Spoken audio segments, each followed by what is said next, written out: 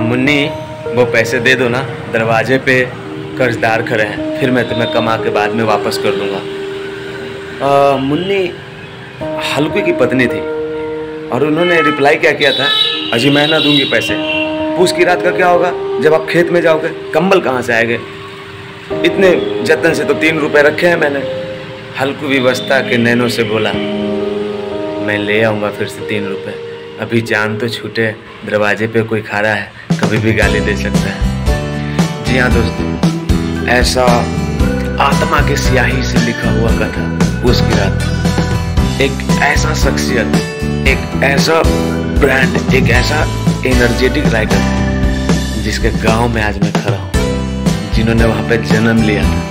कलम के जादूगर, कथा के नायक प्रेमचंद, मुंशी प्रेमचंद उर्फ धनपत राय, ग्राम लम्ही, जिला वाराणसी, शहर वाराणसी से 12 किलोमीटर दूर एक छोटे से गांव लम्ही में कौन जानता था कि वहां से एक ऐसा प्रख्यात लेखक निकलेगा और समय के साथ लम्ही को जिंदा कर देगा हमेशा के लिए। वस्तुतः प्रेमचंद जी के साथ इंसाफ होने में काफी वक्त लगा, लेकिन कहते हैं ना, कर्म ऐसा होना चाहिए कि पहाड़ भी नतमस्तक हो जाए।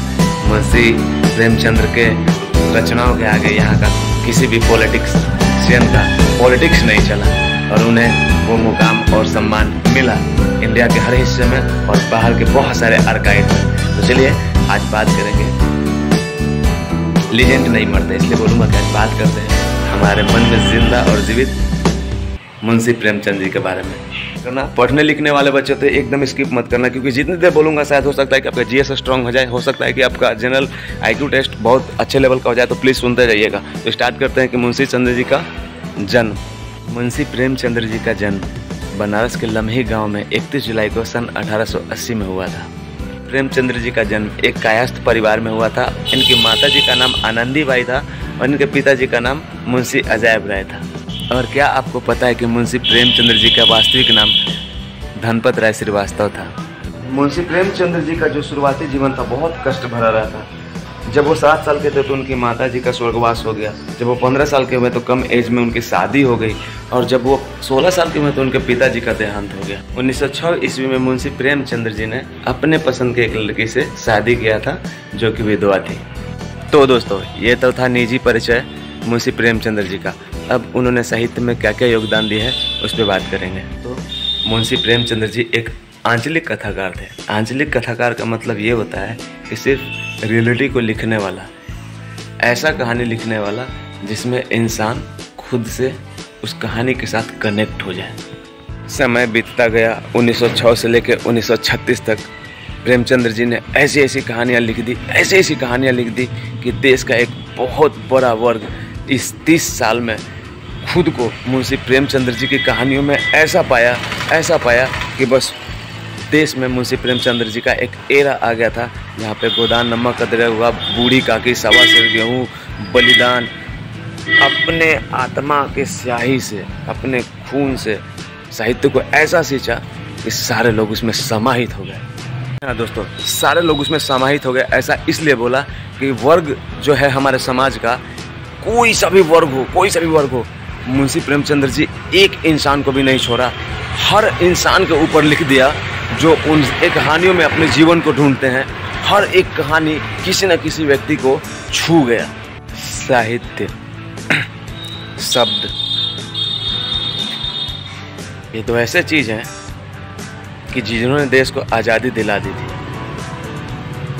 वस्तुतः मैं कहना ये चाहता हूँ दोस्तों कि शब्द अगर आपको नहीं हिलाते ना, शब्द अगर आपको नहीं चेंज करते ना, तो नानत है यार मानव जाति पे।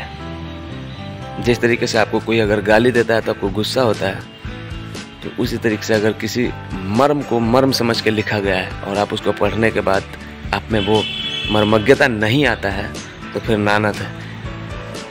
बोलना ये चाहता हूँ कि मुंशी प्रेमचंद्र जी का जो कहानी है, आपको अगर एक अच्छा इंसान बनना है, आपको अगर अंदर से अपने एटलीस्ट सोल को प्योरीफाई करना है, तो मुंशी प्रेमचंद्र जी को पढ़ना होगा।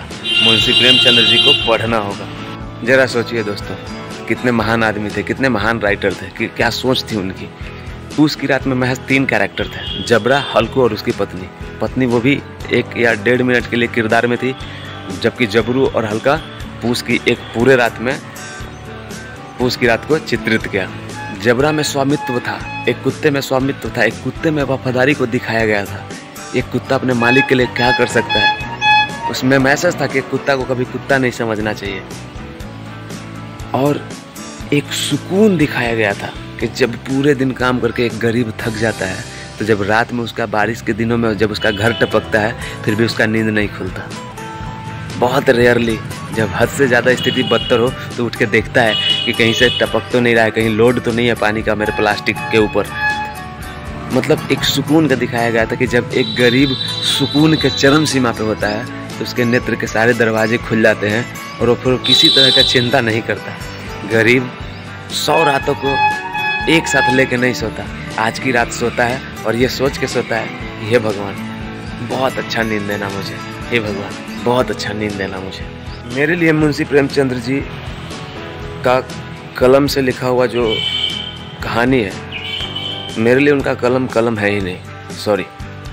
और ऐसा नहीं कि मेरे ऊपर बॉलीवुड का असर है या फिर कुछ नहीं है, दैट प्रैक्टिकल जीवन से वास्ता रखता हूँ, मेरे को कुछ मतलब नहीं है बैकग्राउंड म्यूजिक से और बॉलीवुड स्टाइल से।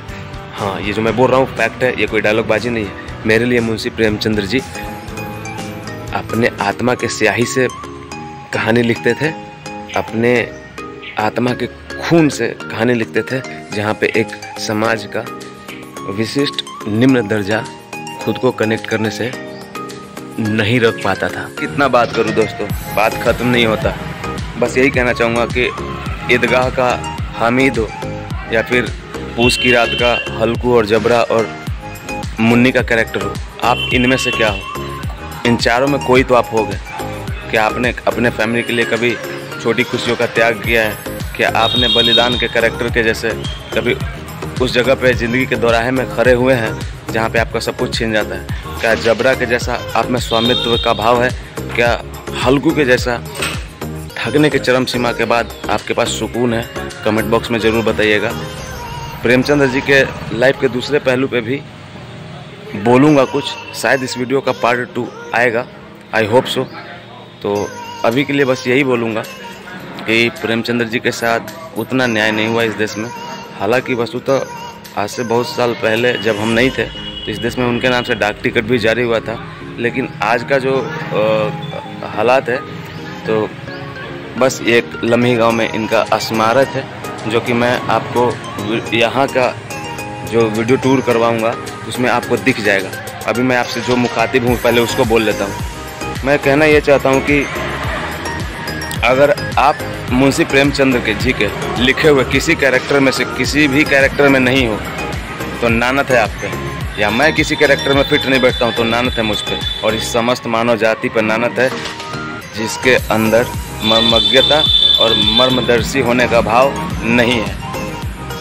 अगर आपको अपने आत्मा की शुद्धि करना है, खुद को ग्लोरीफाई और प्योरीफाई करना है, तो मुंशी प्रेमचंद्र जी का कुछ रचना उठा लीजिए और उनसे आपको शायद इतना ज़रूर सीखने को मिल जाएगा कि कुत्ता कैसे वफादार होता है और एक इंसान कैसे गद्दार होता है।